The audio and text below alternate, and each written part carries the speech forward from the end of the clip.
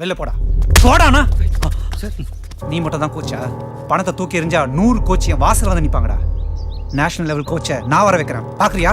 பணத்தை கொடுத்தா 100 கோச் வருவான், ஆனா திறமை என் திறமைய வர டோர்னமெண்ட்ல பாரு.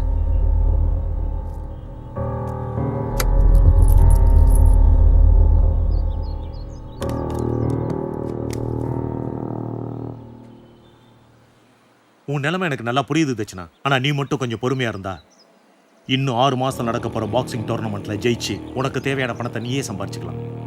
எனக்கு அந்த அளவுக்கு திறமை இல்லை சார். தேவையில்லை தட்சணா. பாக்ஸிங்ல ஜெயிக்கிறதுக்கு வெறும் உடல் வலிமையும் திறமையும் மட்டும் போதாது. அன்னைக்கு அவனை ஒரு அடி அடிச்சியே அவன் ஏன் திரும்ப எழுந்திருக்கலன்னு தெரியுமா? அவன் உடம்பு சோர்ந்துருச்சுன்னு நினைச்சியா?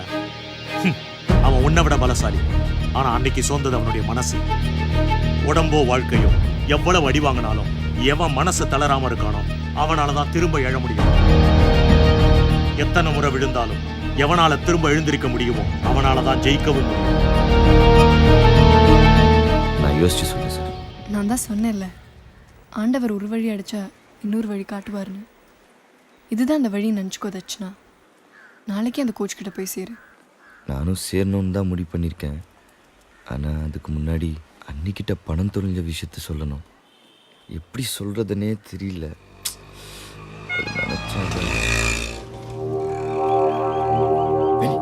ஒரு முக்கியமான விஷயம், நீ வீட்டுக்கு போ. நான் அப்புறம் வந்து சொல்றேன் உன்கிட்ட. நீ முதல்ல வீட்டுக்கு போ.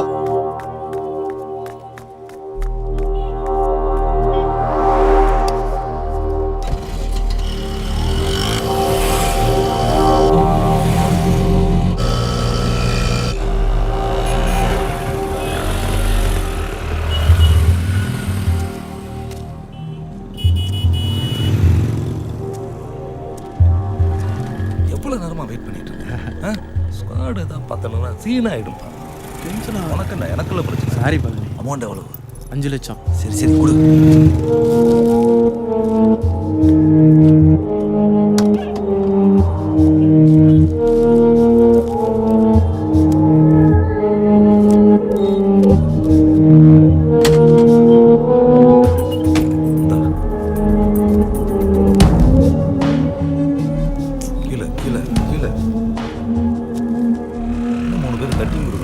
பார்த்து செய்யுங்க. உனக்கு கொசுறு வாங்கி குடிக்கலன்னா போதையே ஏறாத.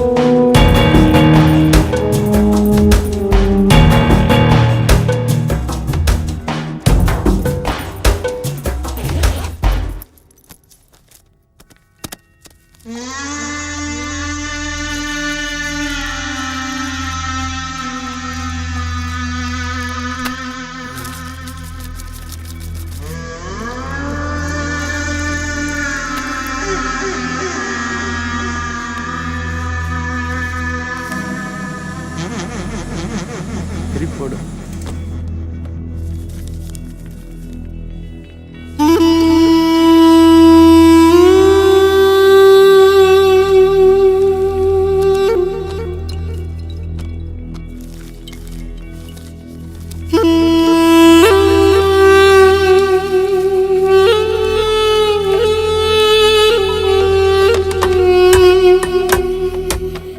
எவ்வளவு நேரம்டா? ரெட்டி 2 மணி நேரமா காத்துக்கிட்டு இருக்காரு. பரவாயில்ல சார், ఇందులో 30 లక్షల రూపాయలు ఉన్నాయి. నా ఉట్టది பிடிக்கணும். நீங்க என்ன பண்ணுவீங்களோ எனக்கு தெரியாது. ఈసారి నా హౌస్ లో డెలివరీ చేసేయండి. கண்டிப்பா பண்ணலாம் ரெட்டி. ஓபன் பண்றா.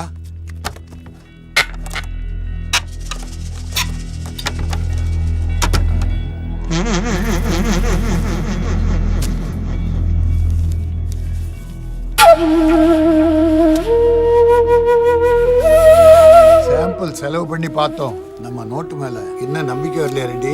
எல்லாம் ஒண்ணும் இல்ல சார். இந்த நோட்டோட குவாலிட்டியை மிஞ்ச 2 பேரால தான் முடியும் ரெட்டி. ஒரு குரூப் பாகிஸ்தான்ல இருக்கு. எப்படிதான் அடிக்கிறானுன்னு தெரியல. అయితే இன்னொரு குரூப் சார் இந்தியாவில தான் இருக்கு. இந்தியாலோனா? யார் சார்? நம்ம கவர்மெண்ட் தான் ரெட்டி. ஓடிடுங்க ஒன்னா ஒன்னா ஒன்னா எட்டி பத்திரண்டா ரெட்டி பாண்டி தொலைக்காத வந்துரு எங்க ஓடுற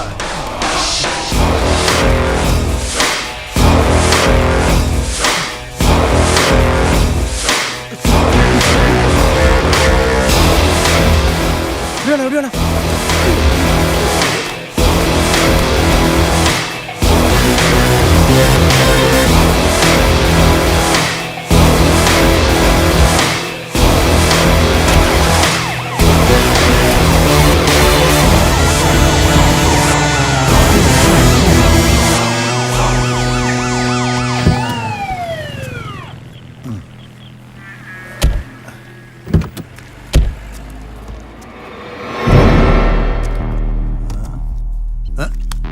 ஏடா செல்ராஜ், உனக்கெல்லாம் மூளை என்ன முழங்காலியா இருக்குது? என்னாச்சுண்ணே? பிசினஸ் வெறும் 30 லட்சம் தான்டா, 3 கோடிக்கு நடிக்கிற. அப்பா கழுத்து திருப்ப முடியல. ஏண்டா ராஜேந்திரா, இதெல்லாம் சொல்ல மாட்டியா அவன்கிட்ட? சொல்லாமலையா சார் கொஞ்சம் கட்டிங்ல இருக்காரு. செல்ராஜ், தொழில் பண்றவன் சரக்கு அடிச்சிட்டாடா வருவேன். தப்புடா. உன்னை முதல்ல நான் யானைக்கவனி போலீஸ் ஸ்டேஷன்ல பார்க்கும்போது தங்க பதக்கம் சிவாஜி கணேசனே நினைச்சேன். அந்த பதக்கம்லாம் யாருக்குன்னு வேணும்? கொடுப்பா.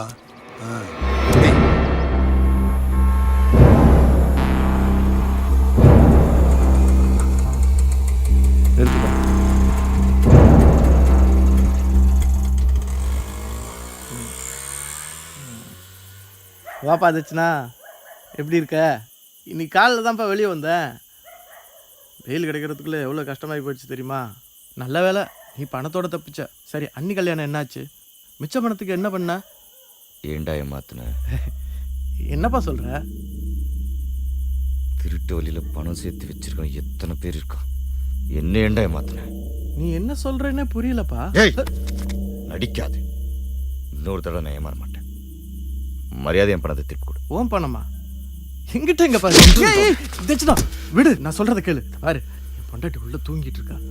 நான் இந்த தொழில் பண்ணுறது அவளுக்கு தெரியாது. தயவு செய்து பிரச்சனை பண்ணாரு. அப்போ என் பணத்தை திருப்பி கொடுறான். சரி, கொடுக்குறேன், கையெடு. இந்த பாரு தச்சுனா, நான் ஒரு புரோக்கர். உன் பணத்தில் எனக்கு கமிஷன் மட்டும்தான். மொத்த பணம் வேணும்னா அண்ணன்கிட்ட தான். அந்த எங்க இருக்கான்? ஆனாலும் உங்களுக்கு தைரியம் அதிகம்தான் ராம்லால். சாமி, ரவியை கூப்பிடு. ஏன் இடத்துக்கே வந்து என்னையே தூக்கிடுவேன்னு சொல்றீங்க? வாய் ஃப்ரீயா இருக்குதுன்னு என்ன வேணும்னாலும் பேசிடக்கூடாது ராம்லால்.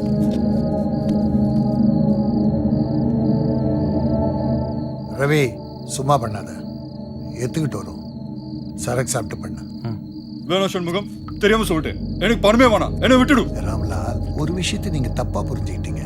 பணத்தை திருப்பி கேட்டீங்கன்றதுக்காக நான் உங்களை கொல்ல சொல்லல. என்ன ஆளை வச்சு தூக்கலான்னு நினைச்சீங்க பாருங்க, அதுக்காகத்தான். நான் நினைச்சது தப்பு தான் சண்முகம், என்ன மன்னிச்சுடுங்க. இனிமே இந்த பக்கமே வர மாட்டேன். சரி, பண்ணிச்சிடறேன். ஆனா இந்த பழி வாங்குற நினைப்பு இருக்க ரொம்ப ஆபத்தானது. ஒரு தடவை வந்துட்டா திரும்ப திரும்ப வந்துகிட்டே இருக்கும். அதை உங்களால கூட தடுக்க முடியாது. அந்த நினைப்ப உங்க மனசுக்குள்ள போந்து என்னாலையும் அழிக்க முடியாது. அதனால ரவி, சீக்கிரம் முடிச்சிடு. கமலால், உங்களை நான் மன்னிச்சிட்டேன். அதனாலதான் சீக்கிரம் முடிக்க சொல்லி.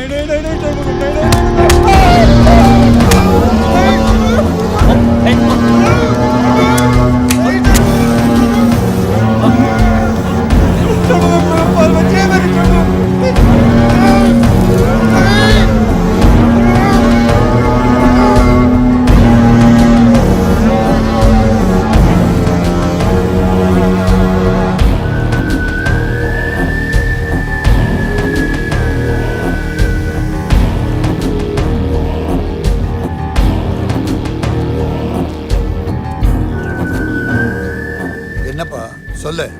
என் பணத்தை திருப்பி கொடுங்க. எந்த பணம் தம்பி? உங்களை தான் தம்பி கேட்கிறேன், சொல்லுங்க. என்னை ஏமாத்தி வாங்குனீங்கல்ல, அந்த பணத்தை. ஏமாத்தி வாங்கினா அப்ப நீங்க போலீஸுக்கு தான் போகணும். அவங்களும் இது யார் பணம், எப்படி வந்தது, எப்ப கொடுத்தீங்க, யாருகிட்ட கொடுத்தீங்கன்னு கேள்வி மேல கேள்வி கேட்பாங்க. அப்ப என்ன சொல்லுவீங்க? கள்ள நோட்டு வாங்க போன இடத்துல போலீஸ் பணத்தை புடிச்சிருச்சுன்னு சொல்லுவீங்களா? சொன்னா உங்களை தான் உள்ள தள்ளுவாங்க, தெரியல. நான் உள்ள போனாலும் பரவாயில்லடா. நான் யாரும் சும்மா விட மாட்டேன். உங்க எல்லாத்துக்கும் மேல கை கொடுப்பேன். போலீஸ்கிட்ட போகுது. எங்க வந்து யார் மேல கை வேற மாட்டேன். போடா போடா போடாங்கிறல்ல. போ போடான்னு சொல்லினே இருக்கிறேன், போக மாட்டேன்.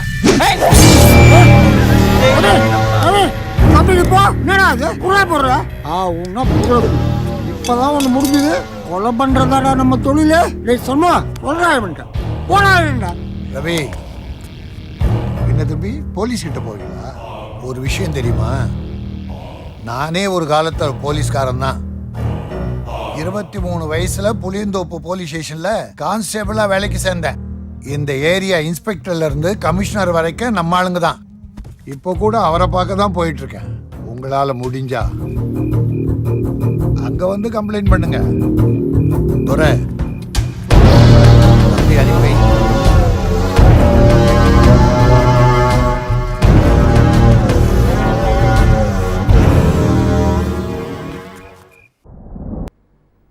தம்பிய எங்கேயோ பார்த்தா மாதிரி இருக்க.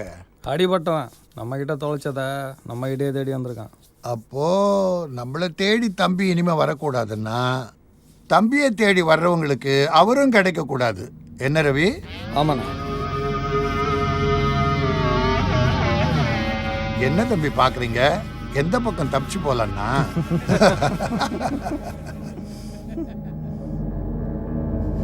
அண்ணே, இது ஏன் பண்ண? நான் கஷ்டப்பட்டு உழைச்ச பண்ண. உங்க பணம் தான் தம்பி, யாரும் இல்லைன்னா. ஆனா அவன் உழைச்ச பணம் தான் அவனுக்கு சொந்தம்னா என்ன போல ஆளுங்க என்ன பண்றது தம்பி? அட எங்களை விடுங்க. பெரிய பெரிய பதவியில் இருக்காங்களே, அவங்க நிலைமைய கொஞ்சம் நினைச்சு பாத்தீங்களா? ராஜேந்திரா நம்ம கிட்டே வந்து திருடிக்கான் பாத்தியா? நான் திருடலண்ணே. அந்த பையில அவ்வளோ பணம் இருந்துச்சு. ஆனா நான் என் பணம் மட்டும் தானே எடுத்தேன். அதனால தான் தம்பி இன்னும் உயிரோட இருக்கீங்க. அண்ணே, இது நான் மட்டும் சம்பாதிச்ச பணம் இல்லைண்ணே. என் அண்ணியும் என்னை கட்டிக்க போற பொண்ணும் என்னை நம்பி கொடுத்த பணம். இந்த பணத்தை நம்பி தான் எங்க வாழ்க்கையே இருக்குண்ணே. என்ன ரவி, பையன் ரொம்ப சென்டிமெண்டா பேசுறான். சரி தம்பி, உங்க பணத்தை தந்துடுறேன். ஆனா இது ஷூட்டிங் பணம், இப்ப செட்டில் பண்ணணும். நான் தான் தரேன்னு சொல்லிட்டேன்ல. கொடுங்க தம்பி, கொடுங்க தம்பி.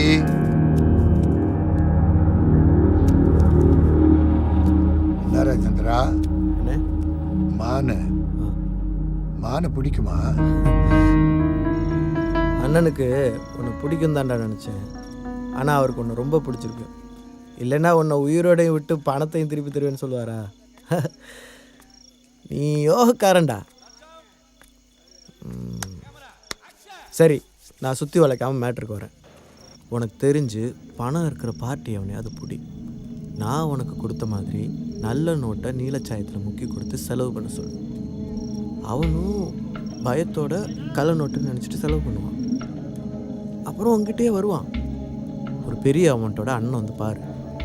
ஒரு 3 மாதத்தில் உனக்கு என்னடா பார்க்குற, பணத்தை திருப்பி தரேன்னு அப்படியே கொடுத்துருவார்னு நினைக்கிறேன். அண்ணன் அவர் கழுத்துலேயே கத்தி வச்சாலும் குத்திக்கன்னு சொல்லுவார் தவிர பணத்தை திருப்பி கொடுக்குறேன்னு சொல்ல மாட்டேன். அண்ணே, நான் கள்ள நோட்டுக்கு ஒத்துக்கிட்டது கண்ணுக்கு தெரிஞ்சு நான் யாருக்கும் துரோகி ஆகலைன்ற நினைப்புல தான். என்னால் டேய், பாம்பு சட்டையை பார்த்துருக்கியா? பாம்பு சட்டையை ஏன் கழட்டுது தெரியுமா? அப்போ தான் அது வளரும். அப்படி கழட்ட முடியலன்னா அது செத்து போயிடும். அதே மாதிரி தான் நாம் வளரணும்னா இந்த நல்லவன் யோகியன் உத்தமங்கிற சட்டையெல்லாம் அப்பப்போ கழட்டி போட்டு போயிட்டே இருக்கணும். அண்ணே, என்னால் முடியாதுண்ணே. என் பணத்தை வாங்கி கொடுத்துருங்கண்ணே. சரி, வாங்கி கொடுத்துட்டா மிச்ச பணத்துக்கு என்ன பண்ணுவ? நான் எப்படியாவது நேர்வழியில் சம்பாதிச்சுக்கிறேனே. வச்சுனா ஒருத்தன் பணத்துக்காக தப்பு பண்ண இறங்குறதும் பாம்பு சட்டையை கழட்டி போடுற மாதிரி தான். ஒரு தடவை கழட்டின சட்டைக்குள்ளே எப்படி அந்த பாம்பால் போக முடியாதோ அதே மாதிரி தான் தப்பு பண்ணவன் திரும்பவும் நல்ல வாங்குற சட்டைக்குள்ளே போக முடியாது. அப்படியே போக நினச்சாலும் பணம் அவனை விடாதுடா. உனக்கு உன் பணம் வேணும்னா, நான் சொன்னதை உன்னால் செய்ய முடியும்னா, நான் மலைக்கு போயிட்டு வந்ததும் என்னை வந்து பாரு. ஓ,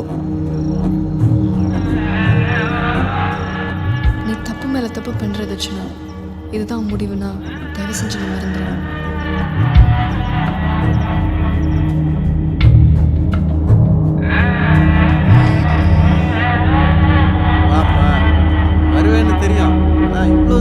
வருவேன்னு எதிர்பார்க்கல. வா வா.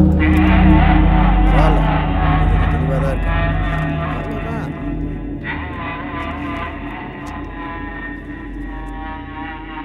என்னப்பா?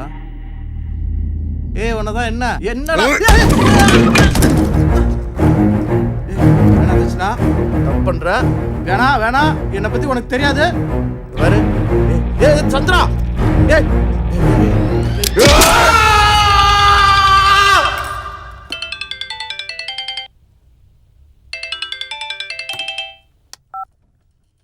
என்னங்க சாந்தி, எனக்கு என்னாச்சு? ஏன் உங்க குரல் ஒரு மாதிரி இருக்கு? நான் உங்க புருஷனை கடத்திருக்கேன். ஏய், யாரா நீ? நான் யாருன்னு கேட்காதீங்க, நான் சொல்றது மட்டும் கேளுங்க. இன்னும் 1 மணி நேரத்தில் 5 லட்ச ரூபா பணத்தோட ஏர்போர்ட் கிட்ட வரணும். வந்துடுறேன், புருஷன் ஒன்றும் பண்ணிடாத. எனக்கு தேவை அந்த பணம் தான். அது ஏன் பணம்? அது கைக்கு வந்துச்சுன்னா நான் உங்க புருஷனை உயிரோடு விட்டுருவேன். இல்ல வேணா, நான் கொடுத்துட்றேன். தெளிவா சொல்றேன், பணத்தையும் காப்பாற்றணும்னு நினைச்சு போலீஸ் கிட்ட போனீங்க, அப்புறம் உங்களுக்கு பணம் மட்டும் தான் மிஞ்சும். போக மாட்டேங்க. வேணாந்துச்சுன்னா நீ பெரிய தப்பு பண்ற. டே அவ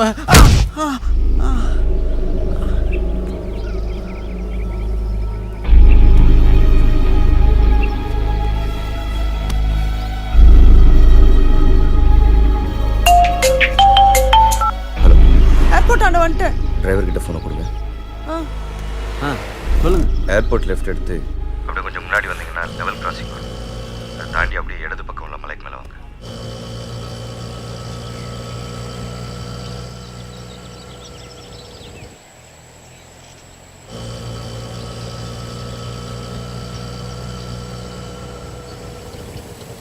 ஆட்டோவை அங்கே விட்டுட்டு இங்கே மட்டும் மேலே வாங்க. அண்ணா கொஞ்சம் வெயிட் பண்ணுங்க, நான் வந்துடுறேன். சரிம்மா. நீங்க சொன்ன இடத்துக்கு வந்துட்டேன்.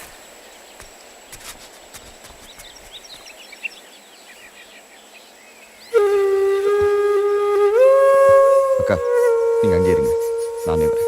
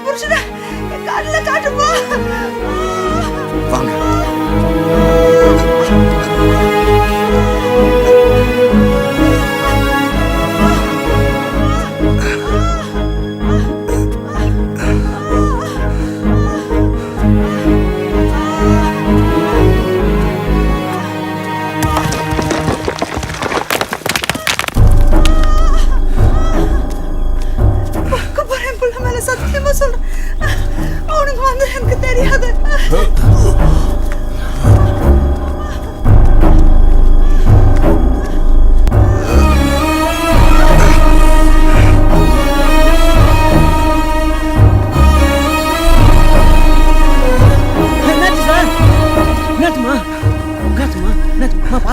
பாத்துக்காருங்க. பத்திரமா ஆஸ்பத்திரி கூட்டு போ. Okay sir.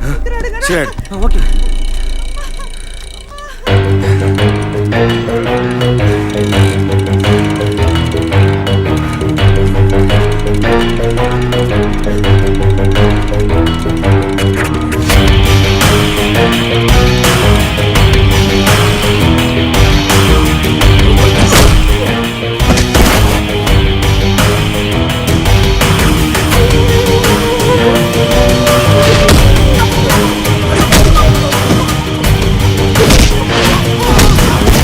Hey!